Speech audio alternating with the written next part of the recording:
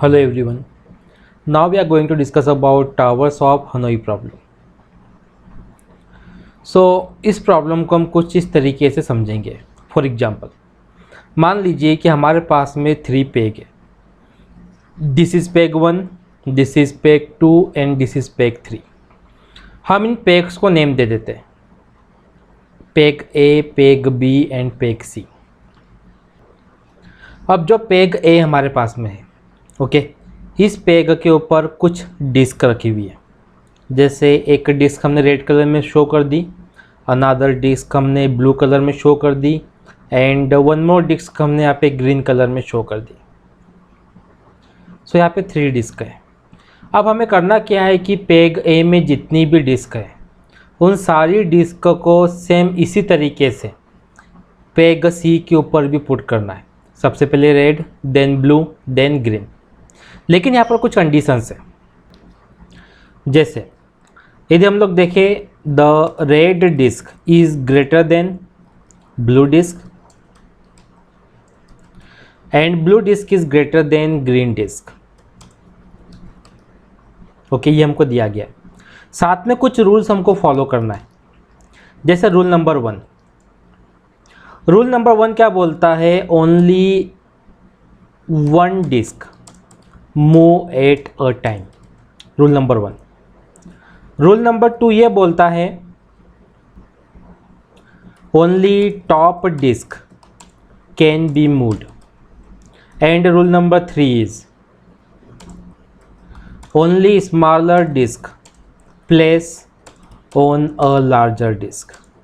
इन 3 rules को हमको यहाँ पर फॉलो करना पड़ेगा. यदि हम देखें पेग ए में सबसे ऊपर ग्रीन डिस्क रखी हुई है, तो रूल्स के अकॉर्डिंग हम टॉप की डिस्क को ही मूव कर सकते हैं. तो मैंने ग्रीन डिस्क को यहाँ से मूव कर दिया और प्लेस कर दिया पेग सी के अंदर. अब यदि हम लोग देखें तो वहाँ पर हमको ब्लू डिस्क दिखाई दे रही पेग ए के ऊपर. अब ब्लू डिस्क को मैं सी पे नहीं रख सकता. क्यों? क्योंकि जो रूल नंबर 3 यहाँ पर दिया है ये वायलेट हो रहा है. तो इसका मतलब ये है कि जो ब्लू डिस्क है उसको मैं बी पे रख सकता हूँ. बी पे हमने डिस्क ब्लू रख दी. अब जो ग्रीन डिस्क है, ग्रीन डिस्क को हमने सी से हटा दिया और पेग बी पे ब्लू डिस्क के ऊपर रख दिया. रूल्स फॉलो हो रहा है. ओके, कि स्मॉलर डिस्क लार्जर डिस्क के ऊपर आ सकती है. बिल्कुल रूल को हम लोग फॉलो कर रहे हैं. अब जो ए है, ए से हम लोग क्या करेंगे? रेड डिस्क को उठा के ओके पेग सी पे रख देंगे. अब जो ग्रीन डिस्क है पेग बी में, उसको पेग बी से उठा के हमने रख दिया पेग ए पे. अब पेग बी पे जो ब्लू डिस्क है, ओके, इस ब्लू डिस्क को उठा के हमने रख दिया पेग सी में, डिस्क रेड के ऊपर. अब जो ग्रीन डिस्क है पेग ए में, ओके, उसको हमने पेग ए से उठा के पेग सी में रख दिया ब्लू डिस्क के ऊपर. अब यदि आप देखेंगे तो हमने ए में जो भी डिस्क रखी थी उसको वैसा की वैसा पेग सी में शिफ्ट कर दिया और इन 3 रूल्स को भी हमने फॉलो किया. इसी को कहा जाता है टावर्स ऑफ हनोई प्रॉब्लम.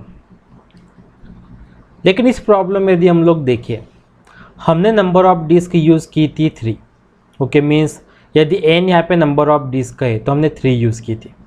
अब नंबर ऑफ डिस्क डिपेंड करता है प्रॉब्लम पे. 2 भी हो सकती है या फिर एनी नंबर ऑफ डिस्क यहाँ पे हो सकती है. अब हम लोग एक सी प्रोग्राम यहाँ पर क्रिएट कर लेते हैं टावर ऑफ हनोई प्रॉब्लम के लिए. हमें सी प्रोग्राम बनाना है. डेट मीन्स पहले हमको एक हेडर फाइल यहाँ पर इंक्लूड करना पड़ेगी. stdio.h को मैंने यहाँ पर इंक्लूड कर दिया. देन हमने यहाँ पर एक मेन फंक्शन लिया. Okay, int main. Main function integer type का है. डेट मीन्स मेन फंक्शन कोई ना कोई वैल्यू रिटर्न करेगा. तो मैं यहाँ पे 0 रिटर्न करवा देता हूँ. यहाँ पर हमको एक और फंक्शन लगेगा. ओके, तो एक हम हनोई नेम से फंक्शन बना लेते हैं. मीन्स 2 फंक्शंस अभी हमारे सामने हैं. एक हनोई नाम से फंक्शन है और दूसरा मेन नेम से फंक्शन है. अब यदि हम हनोई नेम से फंक्शन में देखें, सो हमें यहाँ पर ज़रूरत पड़ेगी नंबर ऑफ डिस्क की।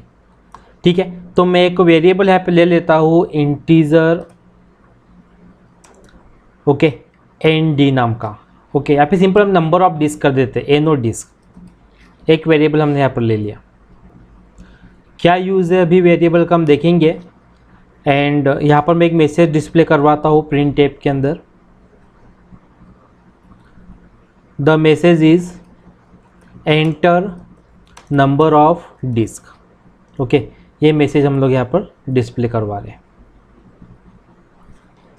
अब नंबर ऑफ डिस्क हमको एंटर करवाना है, बट कहाँ पे एंटर करवाएंगे, एक वेरिएबल चाहिए। तो एन नाम का एक वेरिएबल मैं यहाँ पे ले लेता हूँ। The name of the variable is N. अब हमें एन नेम के वेरिएबल के अंदर इंसर्ट करवाना है वैल्यू। ओके, सो स्कैनएफ मेथड का हम यहाँ पे यूज़ करेंगे, %d मैंने यूज़ किया, and the name of the variable is N.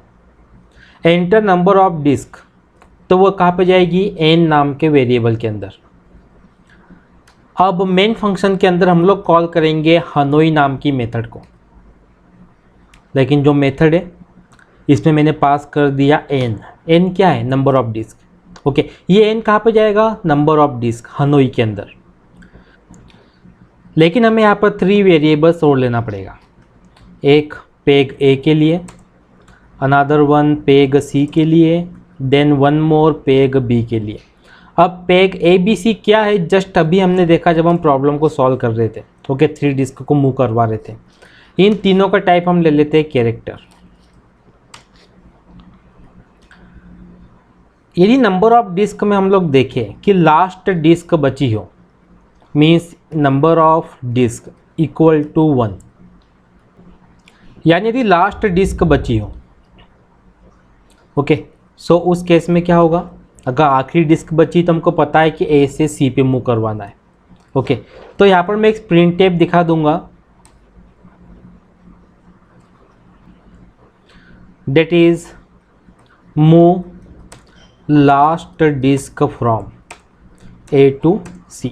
Simple हमने इस तरीके से पुट कर दिया। ओके, और यहाँ पर मैं रख देता हूँ पेग A पेग C। ये तो तब है जब लास्ट डिस्क बची हो, लेकिन यहाँ पर हनोई मेथड अगेन कॉल होगी। अब नंबर ऑफ डिस्क हमारे पास कितनी है, 1 less, so number of disc -1 इसके लिए। ओके, एंड यहाँ पर आ जाएगा peg A peg B and peg C. Okay, यहाँ पर हम मैसेज डिस्प्ले करवा देते हैं print F,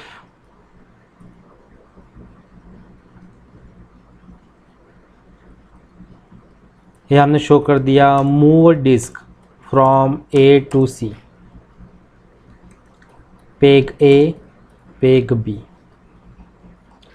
okay, Hanoi method one more time यहाँ पे कॉल हो सकती है कुछ इस तरीके से।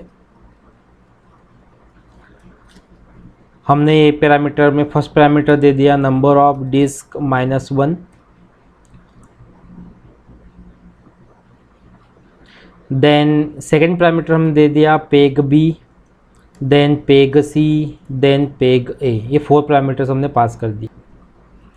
हनोई मेथड इंटीजर टाइप की थी तो हम यहाँ पे रिटर्न करवा देते हैं 0 को। ओके,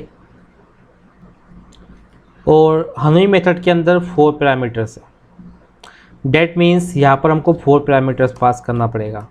तो ए पास कर दिया हमने, फाइनल के लिए सी पास कर दिया, और यहाँ पे बी पास कर देते हैं। ये हमारा प्रोग्राम बन के रेडी है। सो प्रोग्राम को मैंने कॉपी किया एंड एडिटर में पेस्ट कर देते हैं।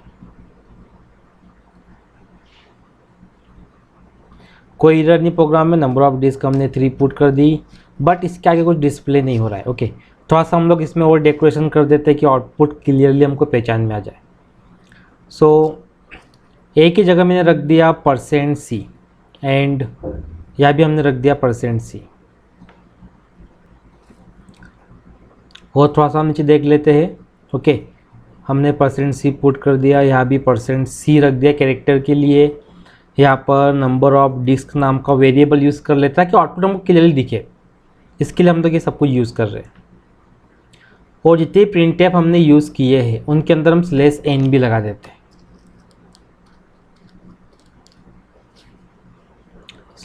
/n हमने पुट कर दिया प्रिंटफ के अंदर, तो आउटपुट क्लियरली विजिबल होगा हमको इससे। ओके, अगर हम इस प्रोग्राम को कंपाइल करते हैं,